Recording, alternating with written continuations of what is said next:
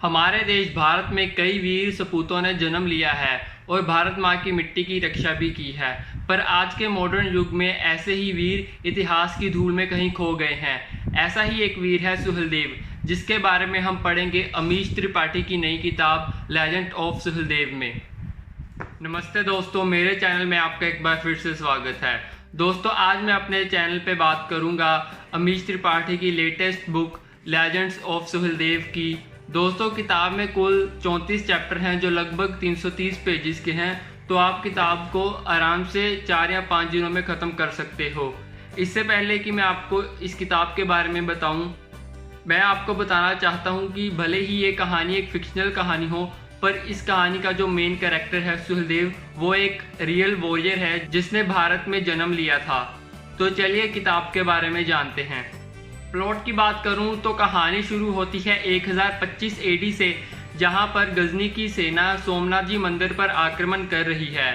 इस आक्रमण को रोकते हुए सरस्वत के युवराज मल्लालदेव शहीद हो जाता है। जब यह खबर मल्लालदेव के भाई सुहेलदेव के पास पहुंचती है तो वो बहुत ही निराश और रोने लगता है। तभी सुहेलदेव के पिता मंगलध्वज सुहेलदेव को समझाते हैं कि उसका भाई देश की रक्षा करते हुए शहीद हुआ है और वो रोकर अपने भाई के बलिदान का अपमान ना करे। तभी मंगलध्वज और सुहेलदेव के गुरु काशीनाथ समझाते हैं कि गजनी की सेना को रोकने के लिए हमें आसपास के राज्यों के साथ संधि करनी चाहिए। तभी सुहेलदेव और मंगलध्वज साथ के राज्य किन्नौज में जाते हैं ताकि वो वहाँ के राजा से मदद ले सके। पर वहां जाकर उन्हें पता चलता है कि किन्नौज के राजा अजीतपाल ने पहले ही गजनी के साथ संधि कर ली है और उसके सामने घुटने टेक चुका है। वो निराश होते हुए जब वो वापस लौटते हैं तो रास्ते में सुहेलदेव की लड़ाई गजनी की सेना की एक छोटी सी टुकड़ी के साथ हो जाती है और वह उन्हें हरा देते हैं। गजनी की सेना को हराने के बाद सुहेलदेव डिसाइड करता है कि वो अब से एक डाकू की तरह जंगल में रहेगा और गजनी के आदमियों का खात्मा करेगा। इसी बीच सुहेलदेव अपनी एक सेना भी बनाता है जहाँ हर धर्म के, हर जात के, हर जगह के लोग उसकी सेना में शामिल होते हैं, जिनका सिर्फ एक ही मकसद होता है गजनी की हार और भारत की जीत। कैरेक्टर्स की बात करूं तो कहानी में सभी कैरेक्टर्स को काफी अच्छे और डिटेल में पोर्ट्रे किया गया है। सुहेलदेव जो कि मेन कैरेक्टर है उसे तो काफी अच्छे से बताया ही है।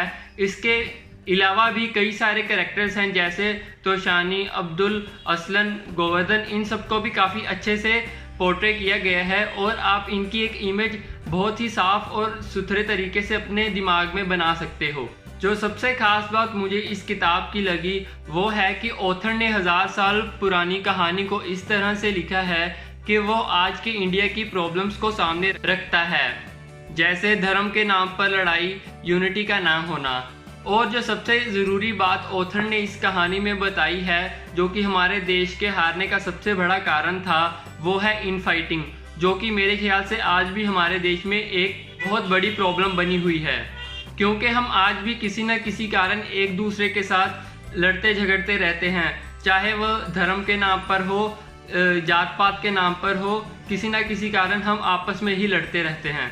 और यही एक सबसे बड़ा मेन कारण था कि मुगलों ने और अंग्रेज़ों ने हमारे देश पर राज किया।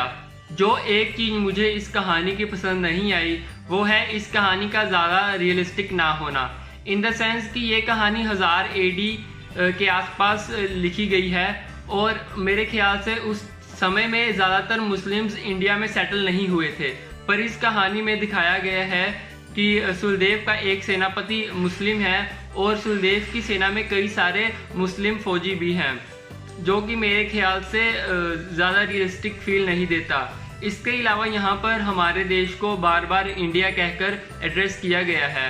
अगर मेरे हिसाब से इंडिया की जगह भारतवर्ष या हिंदुस्तान यूज़ किया जाता तो कहानी ज़्यादा रियलिस्टिक और हिस्टोरिक फील देती। पर यह कहानी आज के इंडिया की प्रॉब्लम्स को बताती है, तो मेरे ख्याल से हम इन चीज़ों को इग्नोर कर सकते हैं। और एक ज़रूरी बात, अगर आपको हिंदी में पढ़ना अच्छा लगता है तो मेरे ख्याल से आपको ये किताब हिंदी में ही पढ़नी चाहिए, और क्योंकि हिंदी में आप इस किताब को ज़्यादा अच्छे से फील कर सकते हो। और मेरे ख्याल से इसका हिंदी एडिशन भी जल्दी ही लॉन्च होगा। आखिर में मैं यही कहूँगा कि अमीश त्रिपाठी की लेटेस्ट बुक को पढ़कर आपको वैसा तो नहीं फील होगा जैसा आपको अमीश त्रिपाठी की पुरानी बुक सीरीज पढ़ने में हुआ था, पर जो टॉपिक इस बुक में कवर किया गया है वो मेरे ख्याल से बहुत ही ज़रूरी है अगर हम अपने देश की प्रेजेंट सिचुएशन को देखें तो। आखिर में मैं इस किताब को 5 में से 3 स्टार ही दूंगा, क्योंकि इन द एंड कहानी आपको एक्स्ट्रा ऑर्डिनरी देखने को नहीं मिलेगी। और एक ज़रूरी बात, अगर आप ये किताब अमेज़न या फ्लिपकार्ट किसी से भी मंगवा रहे हो तो एक बार सेलर की डिटेल्स ज़रूर देख लेना, क्योंकि इस किताब की मार्केट में काफ़ी डुप्लीकेट कॉपी सर्कुलेट हो रही हैं और मुझे भी एक डुप्लीकेट बुक ही मिली थी।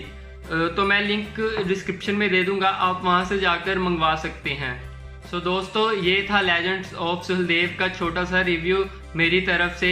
अगर आपको वीडियो पसंद आई हो तो वीडियो को लाइक करें, शेयर करें और कमेंट करके मुझे ज़रूर बताएं। मुझे हेल्प करने के लिए आप मेरे चैनल को सब्सक्राइब कर सकते हैं। मैं मिलूंगा आपको अगली वीडियो में एक नई किताब के साथ। तब तक के लिए जय हिंद।